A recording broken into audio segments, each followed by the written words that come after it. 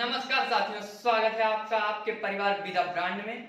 और आज हम शुरू करने वाले हैं अपने ज्योग्राफी सीरीज में चैप्टर 3 पृथ्वी की गतियां।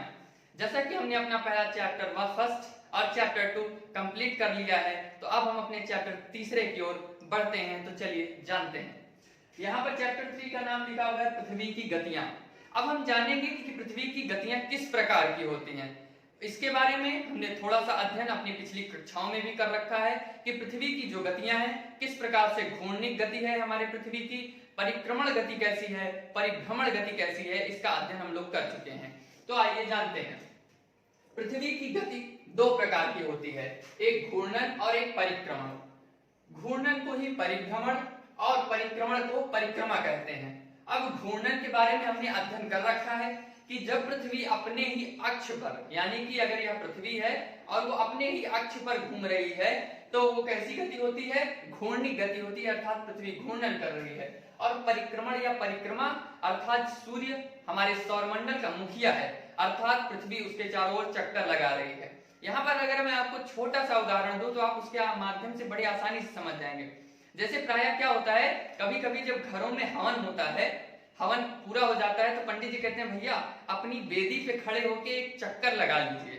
तो हम लोग क्या करते हैं, ऐसे करके एक चक्कर पूरा लगाते हैं अपनी ही जगह पे खड़े होकर उसी हवन के उस पे। ये क्या है, हम अपने ही अक्ष पर खड़े थे और हमने घूर्णन कर लिया। तो उसी प्रकार पृथ्वी क्या कर रही है, अपने अक्ष पर घूर्णन कर रही है।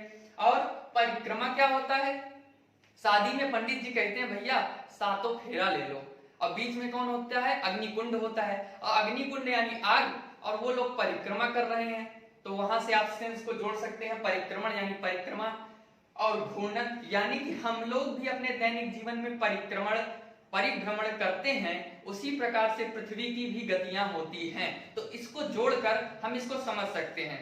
मेरा इसे बताने का कोई अन्य इंटेंशन नहीं था, सिर्फ इतना कि आप लोग आसानी से समझ जाएं, क्योंकि कभी कभी प्रायः हमने देखा है कि घूर्णन और परिक्रमण में कुछ भिन्नता होती है, लेकिन लोग इसको समझ नहीं पाते हैं। तो उसको एकदम क्लियर करने के लिए मैंने ऐसा उदाहरण आप लोगों के समक्ष प्रस्तुत किया। तो आगे चलते हैं।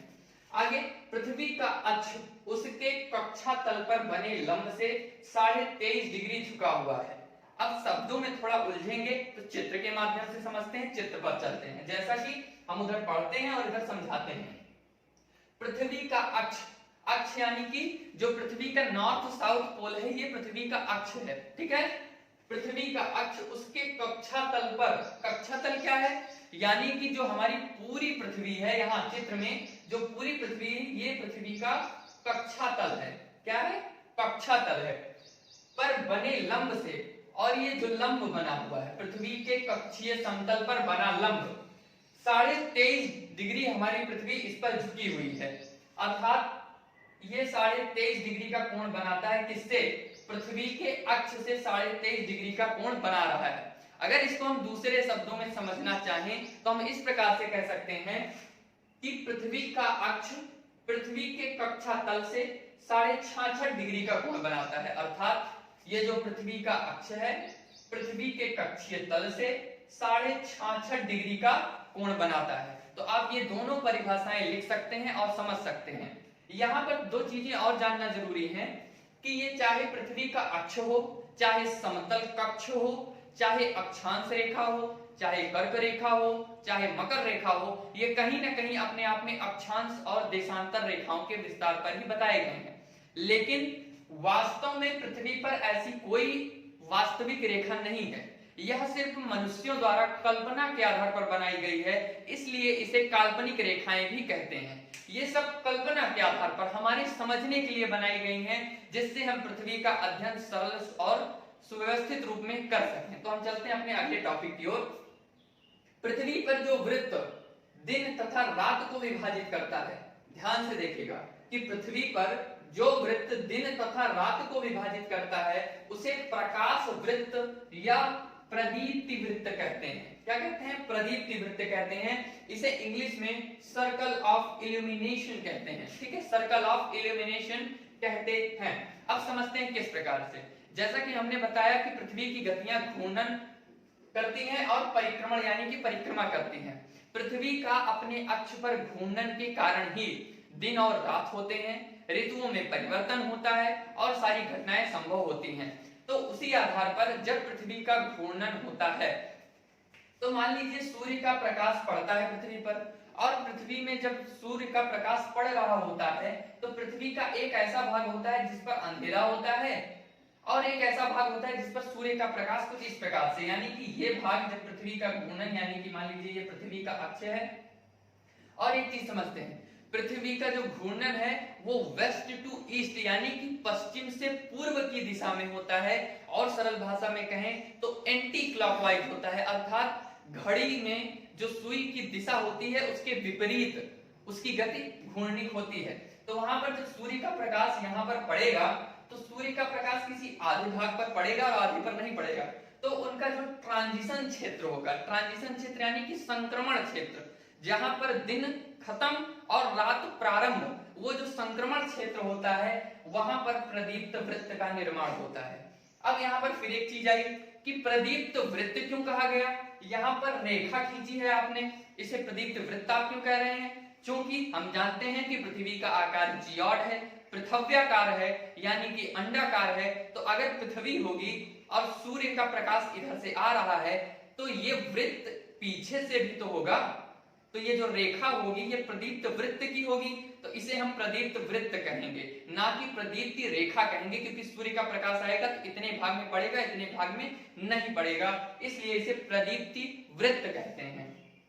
तो हम चलते हैं अपने अगले टॉपिक की ओर।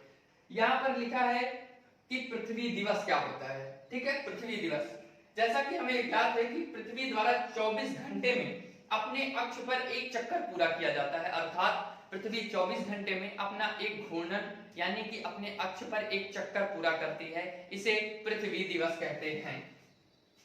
चूंकि पृथ्वी 365 दिन 6 घंटे में सूर्य की एक परिक्रमा पूरी करती है और यह पृथ्वी की वार्षिक गति है, इसे पृथ्वी की परिक्रमण गति भी कहते हैं। क्या कहते हैं? परिक्रमण गति कहते हैं। अब समझते हैं इसको और अच्छे तरीके से। हमारा एक वर्ष होता है, एक वर्ष में सामान्यतः 365 दिन होते हैं, लेकिन हम लोग इसे जानते सिर्फ हैं कि 365 दिन होता है, लेकिन एक वर्ष में 365 दिन और 6 घंटे होते हैं। जो अंतिम के 6 घंटे होते हैं इन सबको मिलाकर 4 वर्षों में इसे गुणा कर दिया जाए तो 6 चौक 24 यानी एक दिन एक्स्ट्रा हुए, जिसे 4 वर्षों में जोड़कर लीप वर्ष का निर्माण कर दिया जाता है। और उस लीप वर्ष में फरवरी में 28 की बजाय 29 दिन होते हैं, जैसा कि हमने यहाँ लिख रखा है कि एक साल में 365 दिन एवं 6 घंटे होते हैं। लेकिन गणना को सरल बनाने के लिए गणना को एक साथ मिलाकर 4 वर्षों में जोड़ दिया जाता है, जो कि लीप वर्ष कहलाता है। और इसी कारण से हर लीप वर्ष में 28 दिन के बजाय 29 दिन होते हैं। किसमें? फरवरी में। किसमें? फरवरी में। फरवरी में।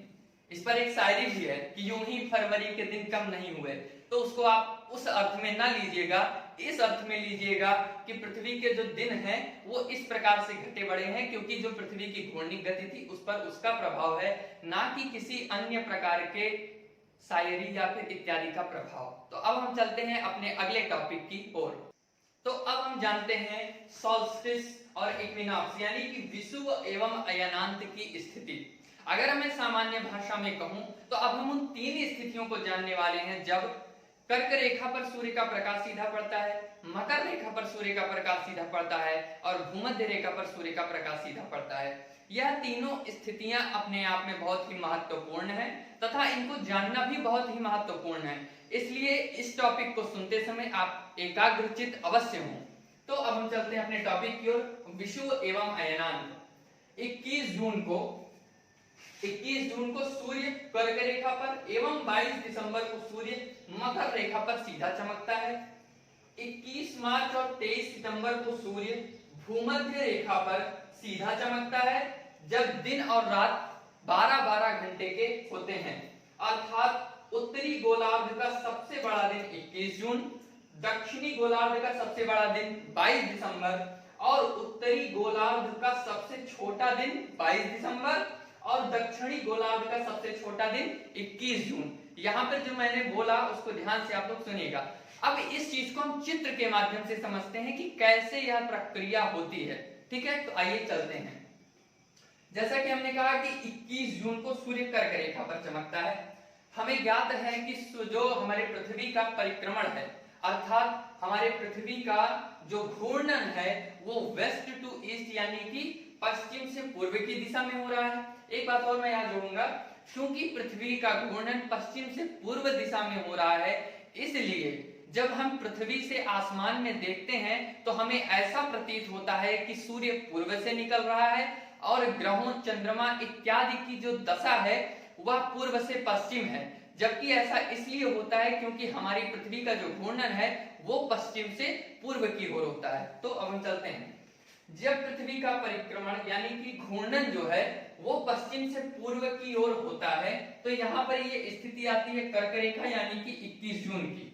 तो हम यहाँ से प्रारंभ करेंगे। 21 जून को सूर्य, मान लीजिए पृथ्वी का घूर्णन करते करते कर्क रेखा पर सूर्य का प्रकाश सीधे पड़ता है, तो दक्षिणी गोलार्ध में क्या होता है, रात्रि होती है, यानी कि उधर शीत ऋतु होता है। जैसा कि यहाँ लिखा है कि उत्तरी गोलार्ध में ग्रीष्म ऋतु एवं दक्षिणी गोलार्ध में शीत ऋतु की अवस्थिति होती है। उसके पश्चात जब पृथ्वी का घूर्णन होते होते होते होते वह सितंबर तक पहुंचता है, तो सितंबर में जो सूर्य की किरणें होती हैं वो 23 सितंबर को भूमध्य रेखा पर सीधे चमकती हैं, जिसलिए इसे ये इक्वेटर है, तो इस इक्वेटर से इक्विनॉक्स बना है। इक्विनॉक्स यानी विषुव की स्थिति, यानी कि 23 सितंबर की स्थिति को हम लोग इक्विनॉक्स कहते हैं।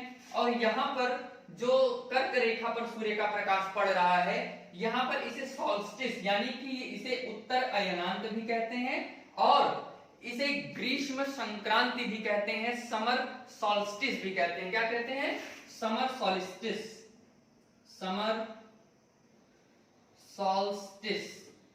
अब समर सॉल्स्टिस इसे क्यों कहते हैं?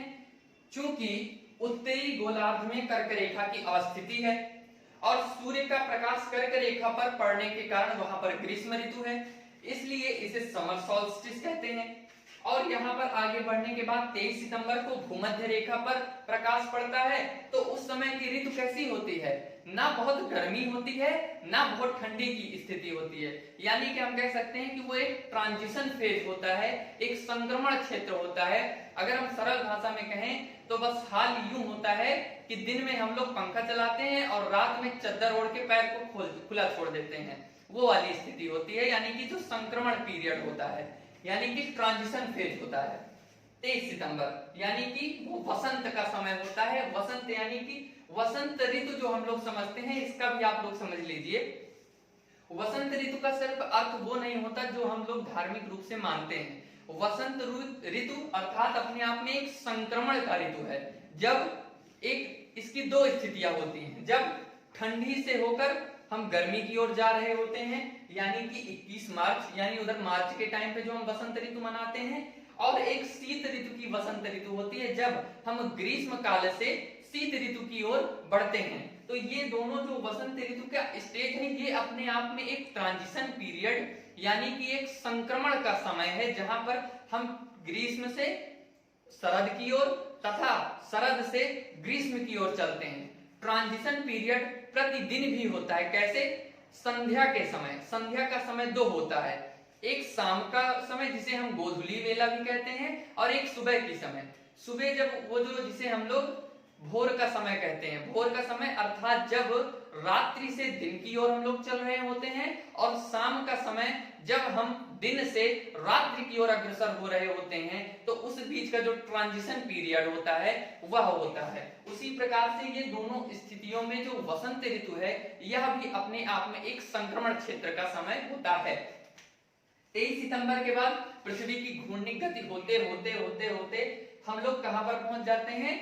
हम लोग पहुंच जाते हैं कि हमारे उत्तरी गोलार्ध में शीत ऋतु होना प्रारंभ हो जाती है, यानी कि दक्षिणी गोलार्ध में ग्रीष्म ऋतु होती है और उत्तरी गोलार्ध में शीत ऋतु की आ जाती है अवस्था।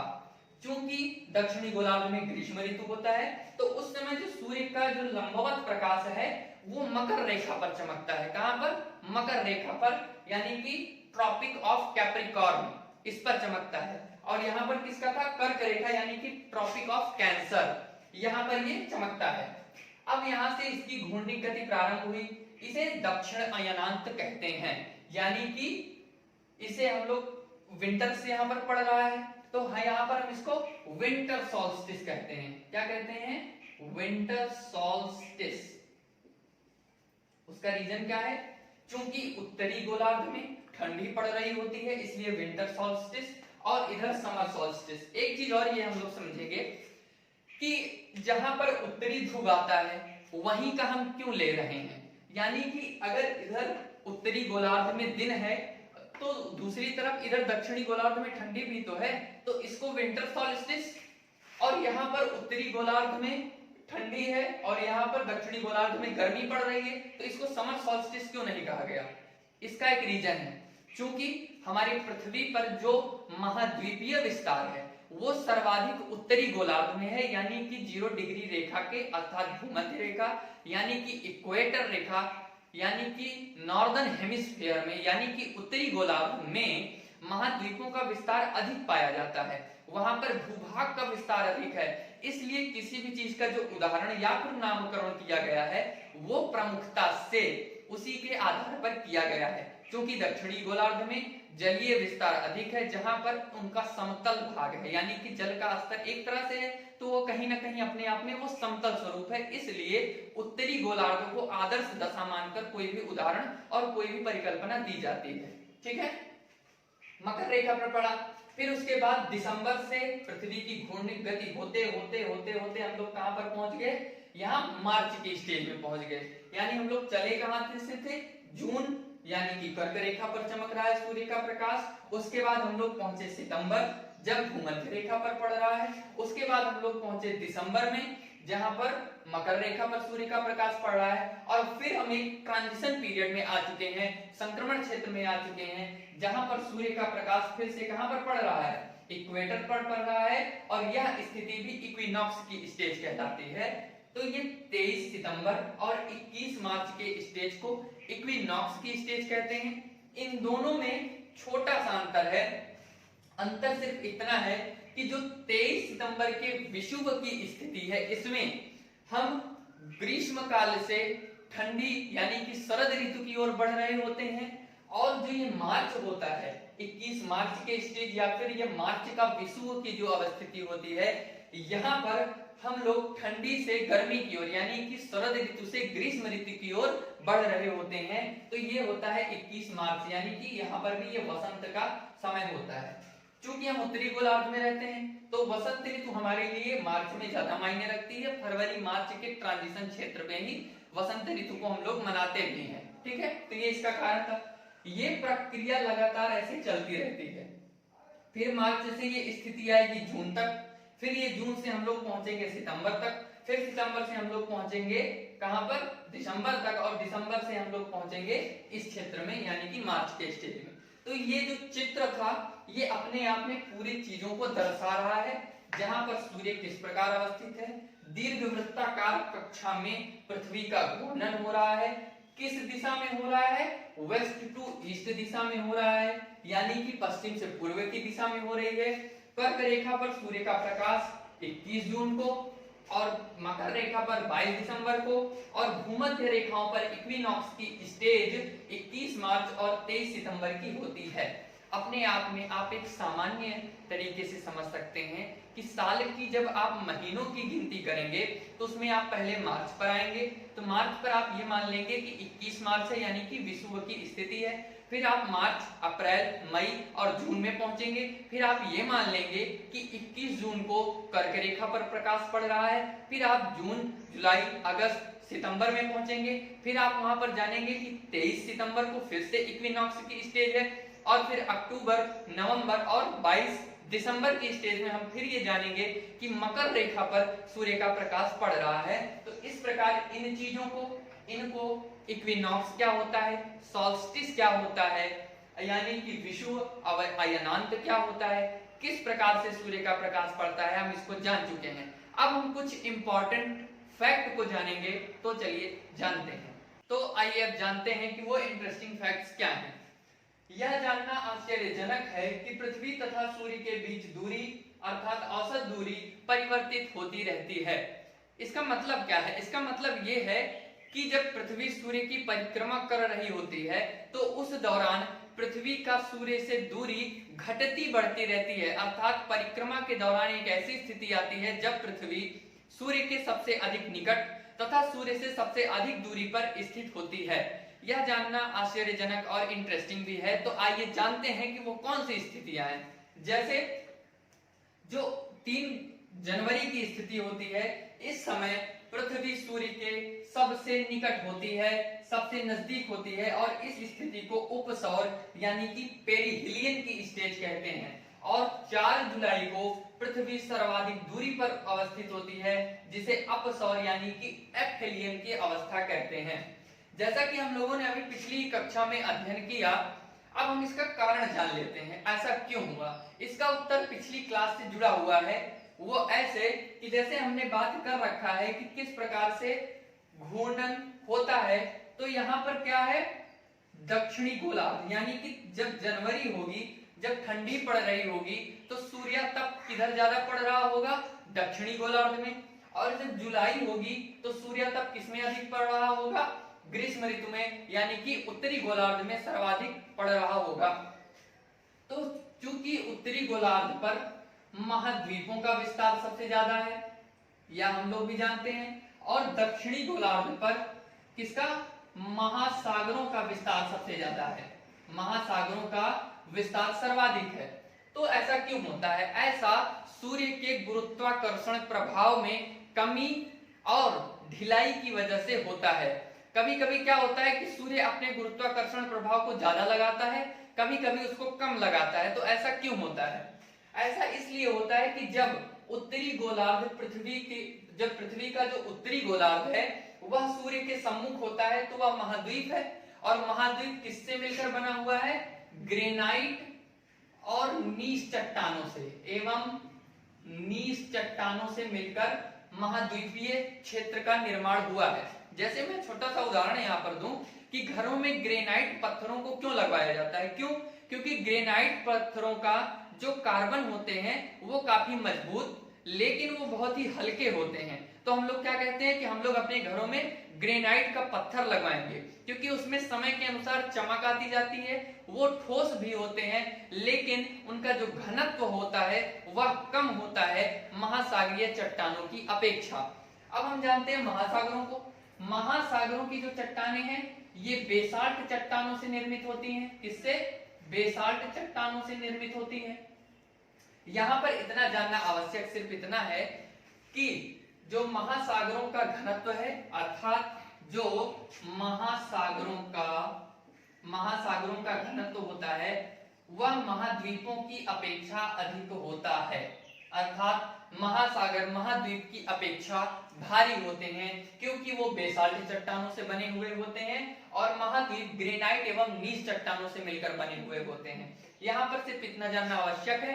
उसके आगे जब कक्षाओं का स्तर बढ़ेगा तो वहां हम बात करेंगे कि किस प्रकार से यहाँ पर ये चट्टानें और इन क्षेत्रों में ये चट्टानें पाई जाती हैं। जब ये महासागरों की बेसाल्ट चट्टानों का महासागर यानी कि दक्षिणी गोलार्ध में जलीय विस्तार सर्वाधिक है, तो जब दक्षिणी गोलार्ध सबका जो पार्ट होगा वो सूर्य के सम्मुख आएगा तो क्या होगा, सूर्य ज्यादा ताकत लगाएगा। सूर्य कहेगा वाह ये तो भारी पोर्शन है, इस पर मुझे और ताकत लगाना पड़ेगा। और चूंकि सूर्य के पास द्रव्यमान अधिक है तो उसका गुरुत्वाकर्षण भी अधिक है तो वो और ताकत लगाएगा। जैसे आप लोगों ने ध्यान दिया होगा कि रस्साकसी में जब सामने वाला आपसे थोड़ा मजबूत होने लगता है तो आप क्या करते हैं, और ताकत लगाते हैं, और ताकत लगाने के चक्कर में क्या करते हैं, कभी कभी उसको अपने बहुत निकट हम लोग उसको खींच लेते हैं। तो एकदम वही स्टेज यहाँ पर 3 जनवरी को होती है, यानी कि जब महासागरीय क्षेत्र यानी कि दक्षिणी गोलार्ध जब सूर्य के सम्मुख होता है तो सूर्य अपनी क्षमता को बढ़ा लेता है और उससे पृथ्वी उसके निकट आ जाती है। लेकिन जब घूर्णी गति जनवरी से बढ़ते बढ़ते कहां तक पहुंच जाती है, यहाँ जुलाई तक पहुंच जाती है, तब क्या होता है कि सूर्य के सम्मुख उत्तरी गोलार्ध होता है यानी कि महाद्वीपीय स्थिति वाला भाग होता है। चूंकि महाद्वीप महासागरों की अपेक्षा हल्के हैं तो सूर्य कहता है अपनी तो बल्ले बल्ले हो गई, क्योंकि जो महाद्वीपीय भाग है वो महासागरों की अपेक्षा कम है। तो सूर्य भैया सोचते हैं कि अरे इसके पास तो कमजोर है, इसको तो मैं हल्की ताकत में ले लूंगा, तो अपनी ताकत को वो कमजोर कर देता है। तो ये क्या होता है, कहते ये तो चालाक होती है पृथ्वी, ये कहती है तुम तो अपना कम कर लियो, हम अपना दूरी कम नहीं करेंगे भैया, ये अपना ताकत लगाए रहती है, तो ये इससे दूर चली जाती है। इसलिए यहाँ पर 4 जुलाई को अपसौर की घटना घटित होती है।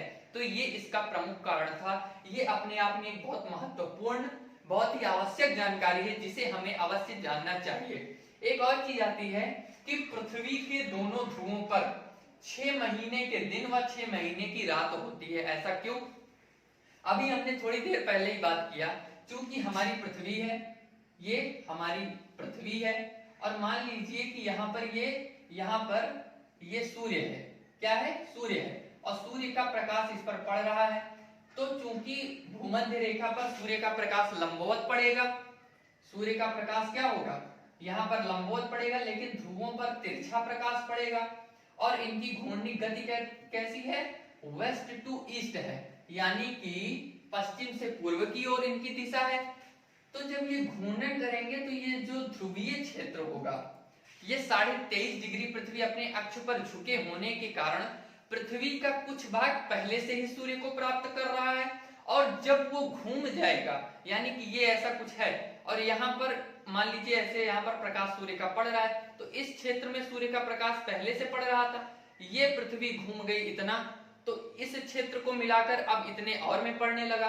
तो यानी कि जो ध्रुवीय क्षेत्र होते हैं वहां पर 6 महीने का दिन और 6 महीने की रात होती है। जैसे नॉर्वे, यहाँ तक इतनी जानकारियां प्राप्त कर ली हैं कि पृथ्वी की गतियों में घूर्णिक गति कैसी होती है, परिक्रमा की गति कैसी होती है, इक्विनॉक्स क्या होते हैं, सॉल्स्टिस क्या होते हैं, अर्थात विषुव एवं अयनांत की स्थिति क्या होती है, यहाँ पर उपसौर और अपसौर की क्या स्थितियां होती हैं, ध्रुवों पर किस प्रकार से 6 महीने के दिन और 6 महीने के रात होते हैं, हमने इतना अध्ययन कर लिया है।